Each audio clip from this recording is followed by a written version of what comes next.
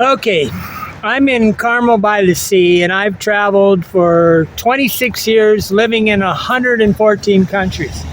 And the other day, my friend was talking about two different things, which made me nervous, right? Because he was talking about YouTubers in the Philippines, and this, I don't know, this guy there's different guys that drive around in, I think they call it boondocking. I'm not really sure. I actually lived in a van for about 6 months inside the United States, and I consider this to be one of the worst experiences of my life. Okay, but what I want you to key in on, when you try to choose to go live in what you consider an alternative lifestyle, like living in a car in the United States, which I would never do, okay? I give up on that idea. This has got to be insanity to me. But why would I live like that, okay? But even if you're studying somebody in the Philippines, Thailand, Portugal, Boquete, Panama, it doesn't matter. What you got to choose is, are these the type of people that you want to be defined by? If you say that person living in a van is you, and you want to be like him or her or whatever, then you're okay, because we are really defined by the 5 friends we keep. Okay, I don't want to live in a car because it's just one step above homeless, right? And I don't care how much they glamorize it.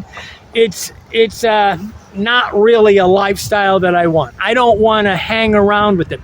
Last year I was in Lake Atalan, and I was talking to this girlfriend I had, Tiffany, and she said, "Why don't you want to hang around with these guys, certain guys?" I said, I went to university so that I could become a better person. And not to say that these persons were okay, but there's a certain quality of people that I like to hang around with. So who do I want to talk to if I'm going to spend my time talking to people? I want to talk to people that are honest, that are truthful, that are explorers, that basically spend their time trying to understand the real world, okay? What I don't want to spend is somebody that's trying to be so cheap that they can live in a gutter. I had a lot of problems because I called my travel site Hobo Traveler, and everybody thought that I lived like a hobo. I was in the United States making $150,000 a year, right? I went to Indiana University. I was a philosophy major. I speak 2 languages. I am never been a hobo, but people keyed in on this word, and finally I just said, this is too stupid.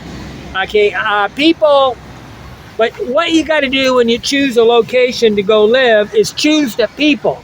Okay, you don't choose the you can't really choose a hotel. You don't want to choose a hotel. You don't want to choose a strip mall. You want to choose the people that you want to be like.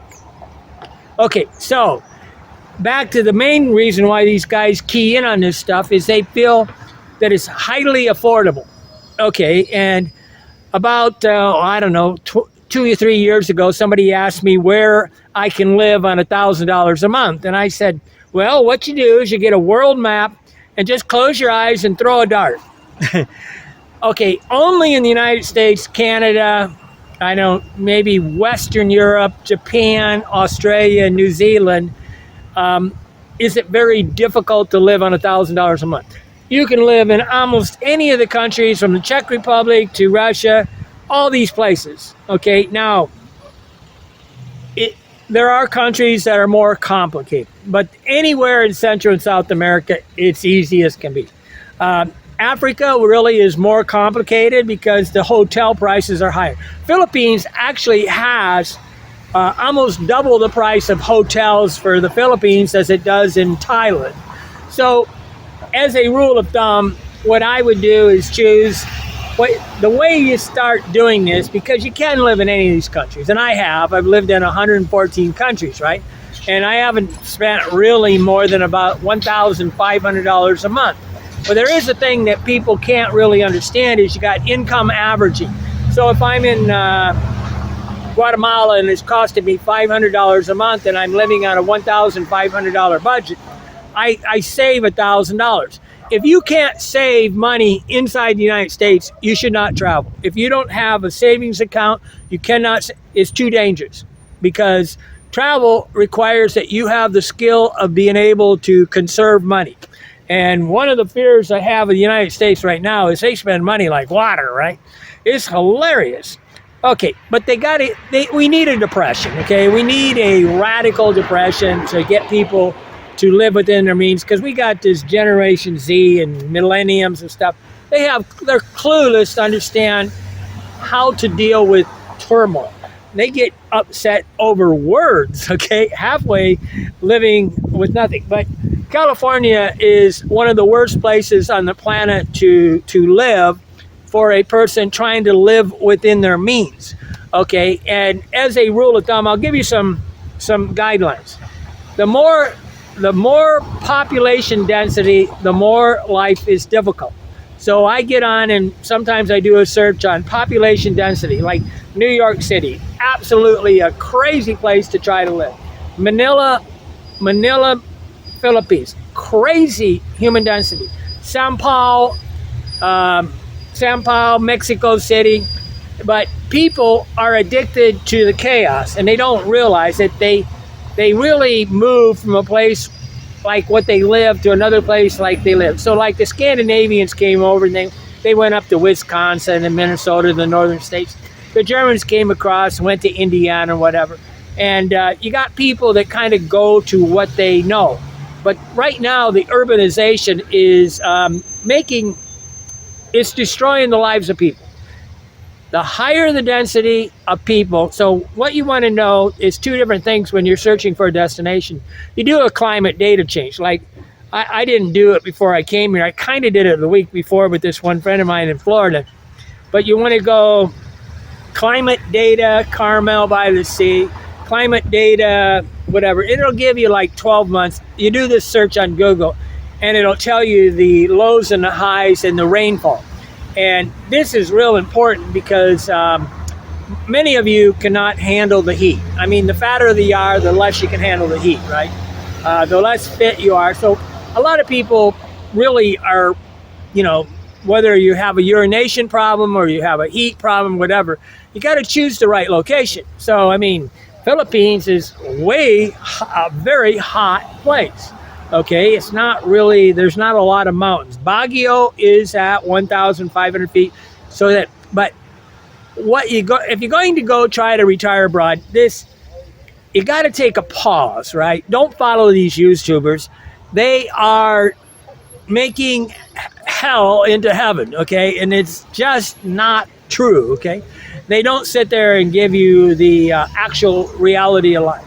But where can you live? You can live in all of Central and South America, all of Africa, most of Eastern Europe, Southeast Asia, almost anywhere except maybe China. Well, not China. You can live in anywhere, but maybe it's going to be difficult in Singapore and Japan, right? And, of course, Australia and New Zealand are highly developed countries. But if is a rule of thumb, you might get on the Human Development Index and find out the 50 top developed countries. That's not going to be the most expensive, but just start out at a mid-range country that you know where people are going. You don't really, why these YouTube channels are famous is because people are afraid of being alone and they but is this person that you're watching who you want to be in life? I'm serious. It's insane. You gotta go, you have to be incredibly intolerant when you're traveling. Why? Because next thing you're doing, you're acting like I should be talking. I just saw a bunch of homeless people, or I couldn't even hardly get on the bus in Monterey because I was surrounded by these people that were more dangerous than I normally talk to, right? I don't talk to people that are not obviously sane. The person that got on the bus was from Iran. She was a woman she didn't know where Indiana was, and I finally asked her, where were you from? She goes, New York City. I said, where were you originally from? She said, Iran. Okay, I was laughing at her because to not know where Indiana is and live in the country for 35 years, is the bubble that people are living in. A very good example of how people live. They go into a bubble of a lifestyle and they really don't understand that there's millions of places to live. The life on the planet is incredibly cheap. The United States is right now about 200 times more expensive than at least 50% of the planet. On average, in Central and South America, your average worker is earning somewhere around $20 a day, okay? So this idea of what you're earning in the United States, you can work for 50 days in the United States and live abroad. It's getting to be a much smarter move to just work in the United States, rent a very cheap place, get one of these very high-paid jobs, and go live abroad. But I would, as a rule, I would start out in, these are the countries that I would start out in. I would start out in Guatemala for Central America. I would start out in South America. I'd probably start out in the country of Ecuador or Peru. I mean, Ecuador is, you're going to have a lot of Americans that can instruct you, but you don't want to go to Cuenca and you don't want to do all these things. I mean, you want to go slow. It's a little dangerous in Ecuador, but I don't know. I mean, it's really hard to say where to go. I'm going to be going back and forth to Colombia all the time because it's become a safe country. It used to be they kidnap everybody, right? But Colombia is very safe, but Medellin is full of whoremongers. As a rule, I tell people not to go to the Philippines because it's just a bunch of men with a bunch of short girls having sex, right? It's not a very hospitable place, and the beaches are pretty bad.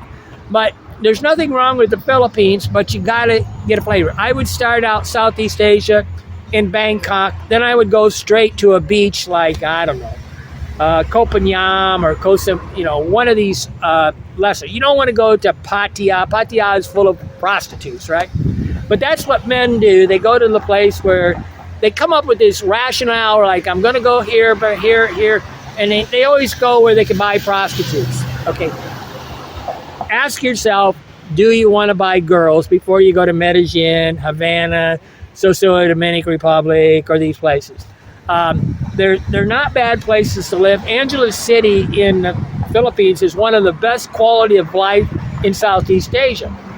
But we don't move countries, we move hotels. So if you're going to go to one of these places, find 3 hotels or in the price range that you can afford, and then realize that anything that's on the internet, you can get a hotel for half that price. Okay, there is nothing real on the internet.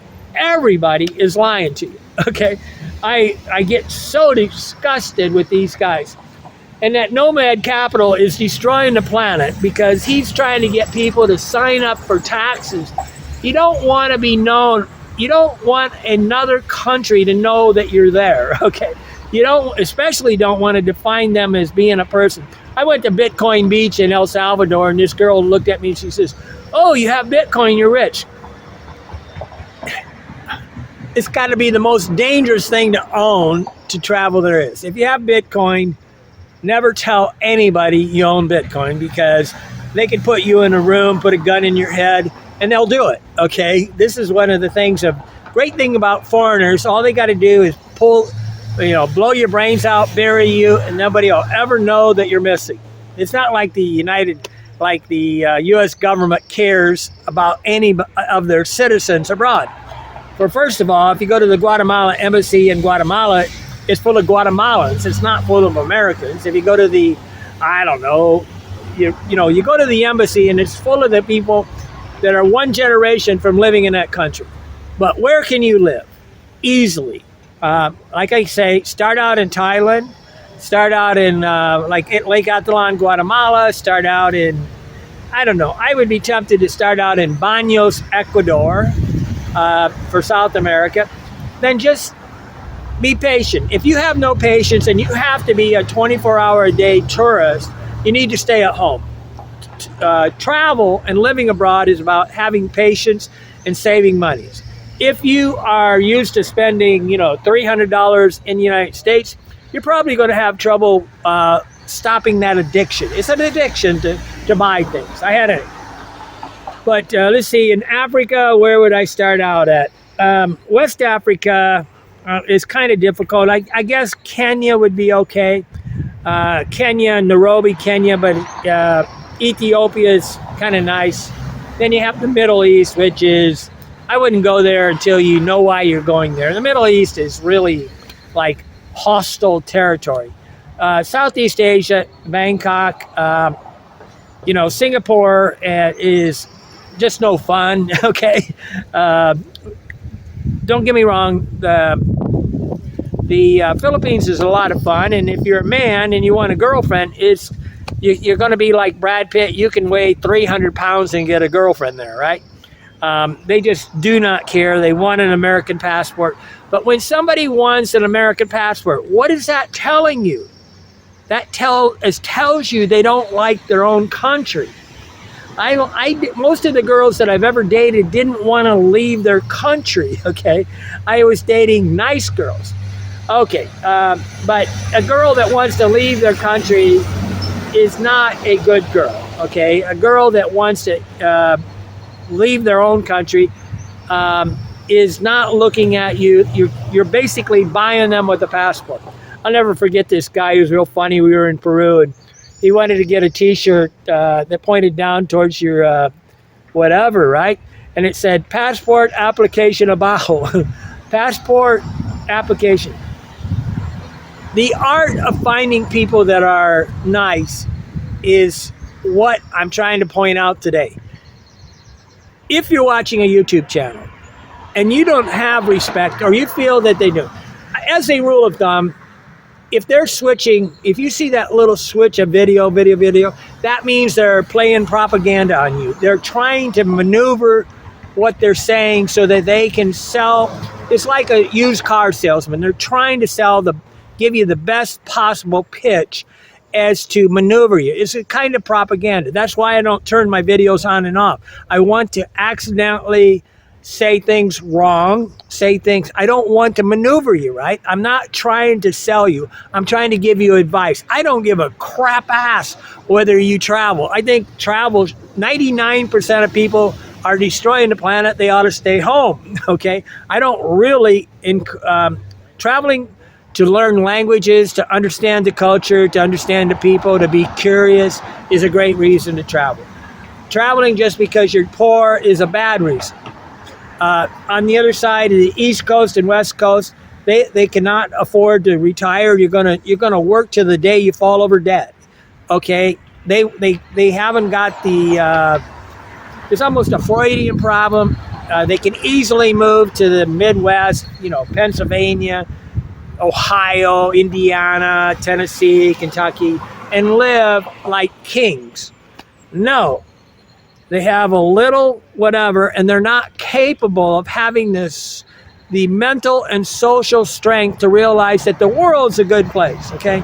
There's no real bad place inside the United States.